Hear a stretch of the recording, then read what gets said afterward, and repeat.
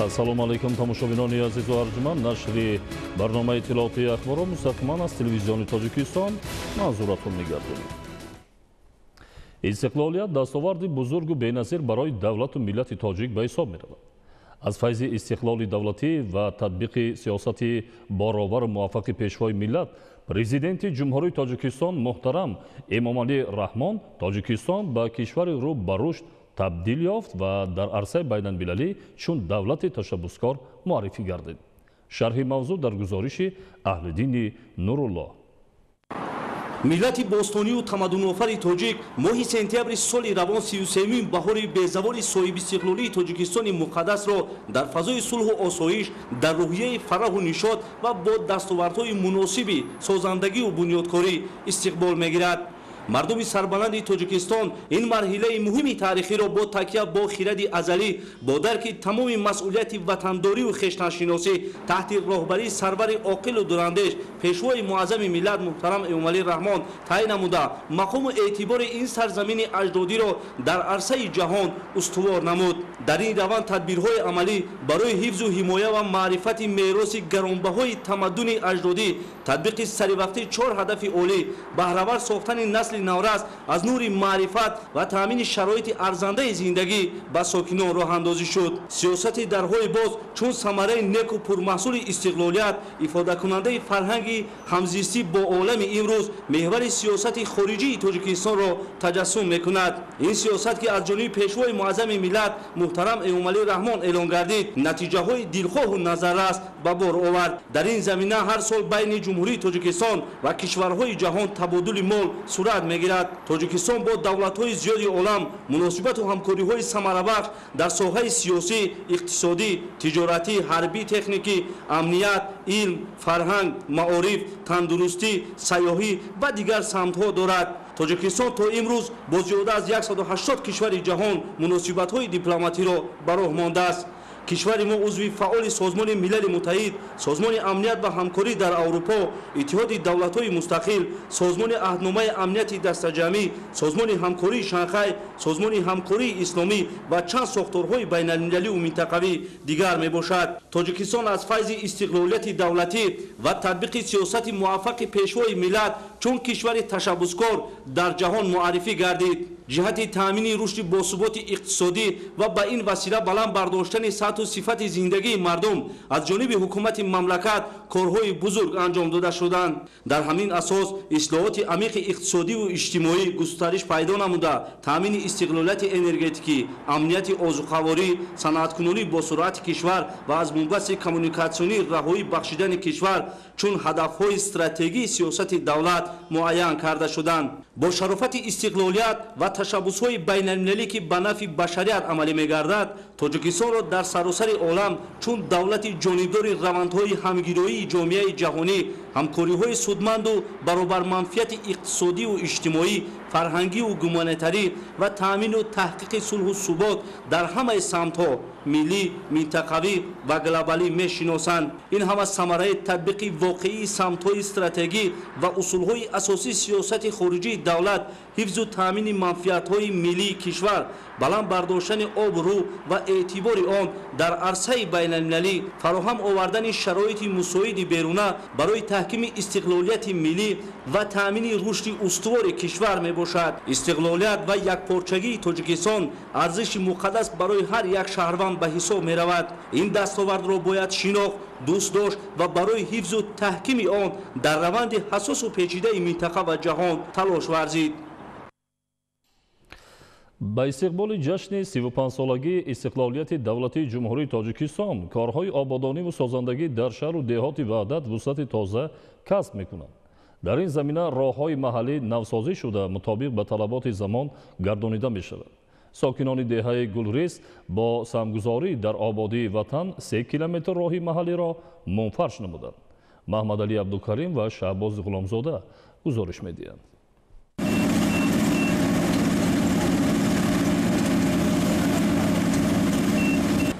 саҳми сокинон ва ҷавонмардони бароманди деҳаи Гулрези ҷамоати деҳоти Абдулло Абдулвосифи шаҳри Ваҳдат аст ки давоми чанд рӯзи охир тавассути техникаҳои муосири роҳсозӣ роҳҳои маҳаллии ҳудуди деҳа навсозию мунфарш гардида مطابق به زمان گردانیده می شود. تدبیر راهسازی را ساکنان دهه گلرز شهر وحدت در دایره کارهای آبادانی و سازندگی به استقبال از جشن 35 سالگی استقلالیت دولتی ارزیابی می نمایند. دوران صاحب استقلالی مملکت و ثبات جامعه به ساکنان امکانیت فراهم آورده است که با جانبداری از سیاست سازنده حکومت جمهوری تاجیکستان در تدبیرهای آبادانی و سازندگی دیار پیوسته سهمگذاری نموده با این وسیله برای خود و نسل آینده عملهای سازنده را باقی گذارند. اطلاع داده شد که با دستگیری ساکنان دهه گلرز یک و گلرز دوی جماعت دهاتی به نام عبدالله عبدالواسی شهر وحدت چند روز گذشته مسافه 1200 متر چنین راهی بین دهوی شروع از شاهراه اساسی وحدت فیض‌آباد تا نزد مؤسسه تحصیلات میانه عمومی رقم 12 و بیمارخانه منطقوی دهه گلرز با راه اندازی تدبیرهای بنیادی با صفت بلند منفرش گردانیده شد. اقدام شایسته ساکنان دهه‌های گلرز 1 و گلرز 2 را امروز اهل جامعه دهه‌های گلرز 3 و گلرز 4 همچون عملهای سازنده عنوان نموده نوسازی و منفرش نمایی راه محلی را در دیگر قسمت راه بین دهوی توسط تکنیک‌های راهسازی ادامه داده ایستادند. با راه اندازی تدبیرهای بنیادکاری و اقدام نجیبانه جوانمردان وطن دوست دیار و ساکنان دهه گلرز جماعت دهاتی به نام عبدالله عبدالواسی شهر وحدت دوام 5 روز اخیر 3000 متر راه نقلیاتی منفرش گردانیده شد. صفت بلند منفرش نمایی امکانیت می‌دهد که راه نوسازی گردیده در آینده 10 ساله ها برای ساکنان دهه خدمت خواهد نمود. در برابر منفرش‌نمایی راه محلی همچنین با سهم ساکنان دهه گلرز 2 کپروک ماشینگذار دهه نوسازی گردیدند. تجدید و نوسازی نمودن ورزشگاه نزد مؤسسه تحصیلات میانه عمومی رقم 12 دهه گلرز که عین زمان عملهای بنیادکاری در انشاءات ورزشی با وسعت ادامه دارد امکانیت بیشتر برای جلب نورسان و جوانان به مشق و تمرین و سالمگردانی می باشد. وسعت تدبیرهای سازندگی امکانیت می‌دهد که جوانمردان برومند و در مجموع ساکنان دهه گلرز مقصد دارند که انشاءات ورزشی را از روی لایحه و با صفت بلند نوسازی نموده میدانچه ورزشی را به خوانندگان مؤسسه تحصیلات میانه عمومی رقم 12 همچون دستاویز ارزنده جشنی تقدیم نمایند. محمد علی عبدالکریم شهباز غلامزاده، وحدت اخبار. در شهر اسفاره جهت استقبال سزاوار از جشن 35 سالگی استقلالیت دولتی جمهوری تاجیکستان تدبیرهای سازندگی وسعت داده شده. در این روند اهالی نیز سهم ارزنده می‌گذارد. گزارش صابر ایوبی از شهر اسفاره. یک گروه ساکنان دهه باغداری جماعت دهاتی چیلگزی شهر اسفاره اقدام‌های نیکو شایسته را پیش نموده مبلغ‌هایی برای سفر حج جمع کرده خود را در کارهای آبادانی صرف می‌کنند. حالا از حساب این مبلغ‌ها و با همت فرزندان وطن دوست دهات منفرش‌کنی زیاده از 2 کیلومتر راه‌های دهه ادامه دارد. این همه بنیادکاری و سازندگی به خاطر دیگرگون ساختن سیمای دهات و تأمین شرایط ضروری در آن میباشد.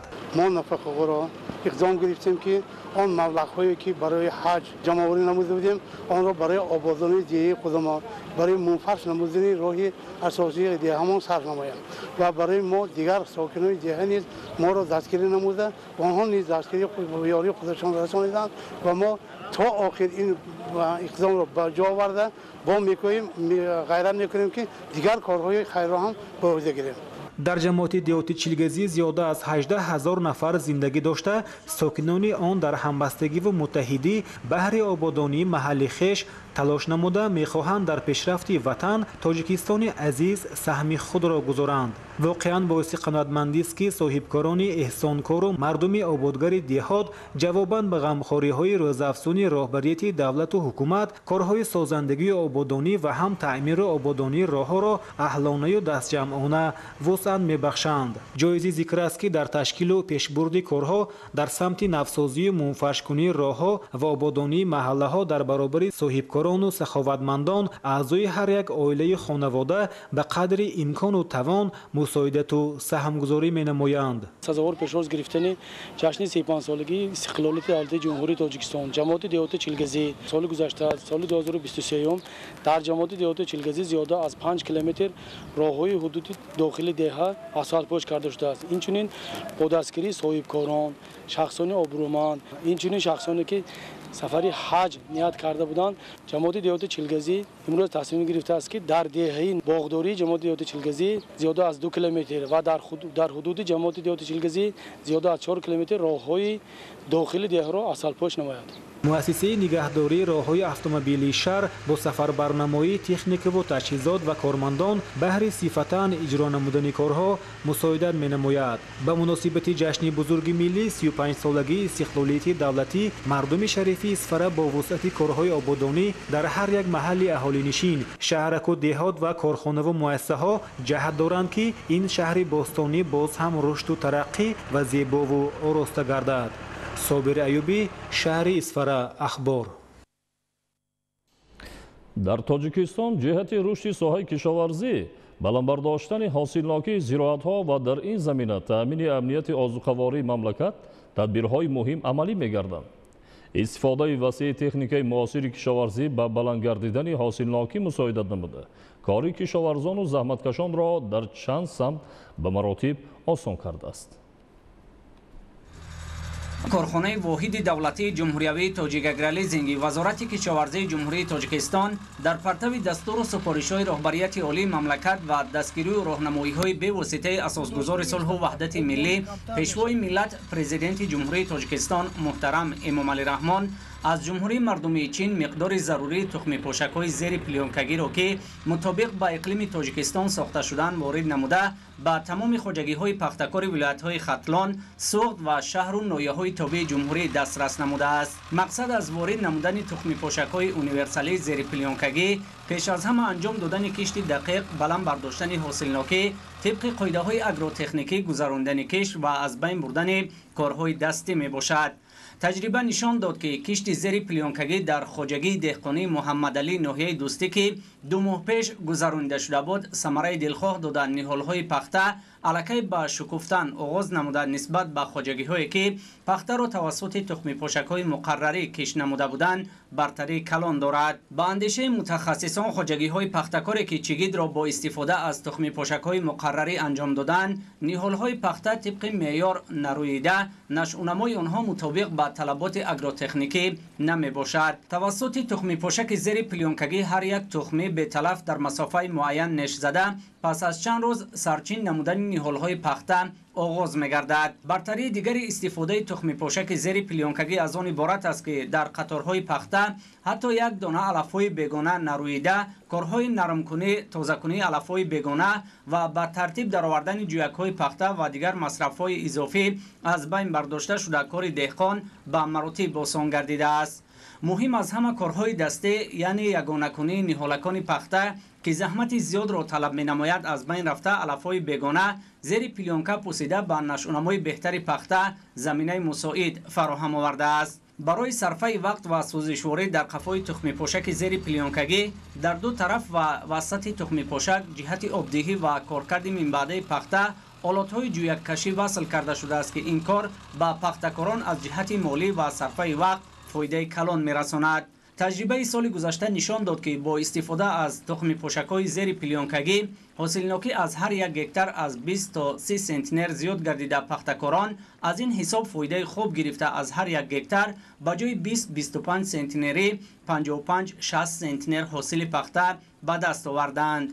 خواجگی دهقانی محمدعلی ناحیه دوستی امروزها پس از درو غلب به کشت دوم آغاز نموده توسط این تخم پوشک بدون پلیونکه کشت جواری مکه را در میدان 8 هکتار الکی به انجام رساندند. با واسطه این تخم پوشک دانه های جواری مکه در مسافه 17 سانتی متر کش گردیده در 1 هکتار تا 30 کیلوگرم تخمی مصرف کرده شده مسافه بین جویک‌ها طبق معیار 60 سانتی متر را تشکیل می‌دهد. باعث ذکر است که تخم پوشک مذکور بسیار ساحه بوده غیر از تخم چیگید کشت دیگر زراعت‌ها را از قبیل لبلبو جواری مکه پومیدور، موش، لوبیا و غیره با تغییر دادن مکانیزم های کشت انجام می‌دهد. این نوع تخم پوشک برای خواجگی‌های پختکار و سبزوادکار جمهوری بسیار مؤثر و فایده آور می باشد.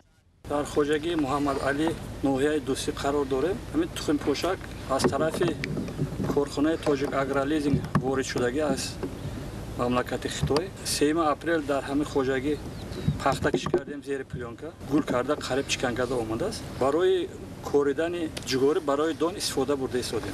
مکانیزمایی که برای پلیونکا بود همش گرفتیم. یگانه من همین کاسته برای این من کاسته برای جگوری مکه می باشد. بین هر یک جگوری مکه 17 سانتی متر می باشد.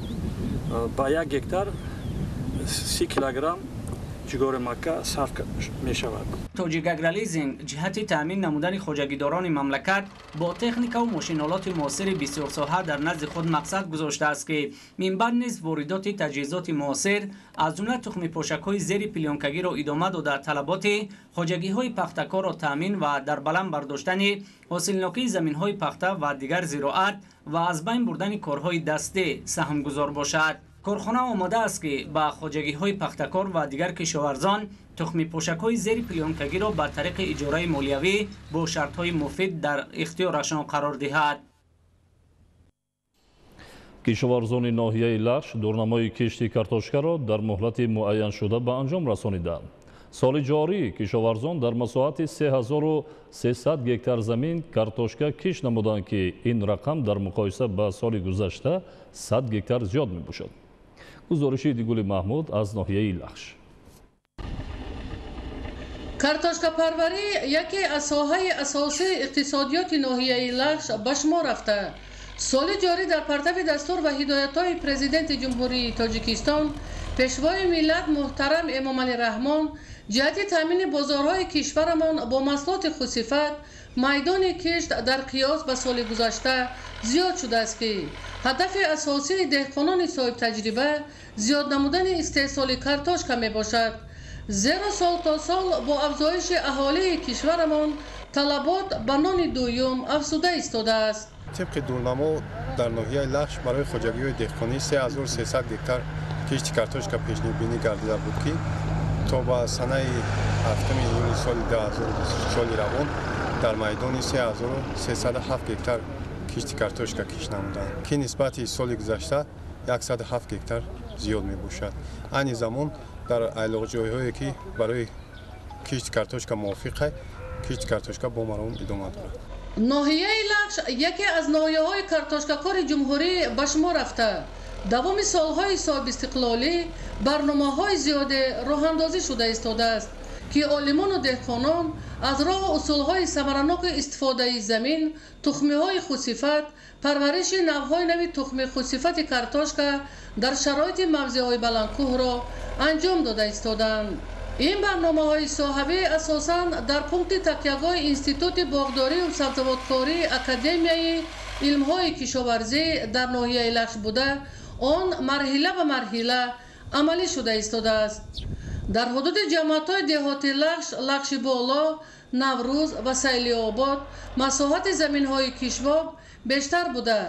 دهقانان هر سال از این حساب میدان کشت و استحصال محصولات را زیاد کرده ایستادند. زمین‌های کشت کارتوشکا اساساً طریق کانال‌های خودجاری پیازی، غلمه، سرتالا، موغ، جیلاندی که مسافه‌شان 94 کیلومتر را تشکیل می‌دهد آبیاری کرده می‌شود.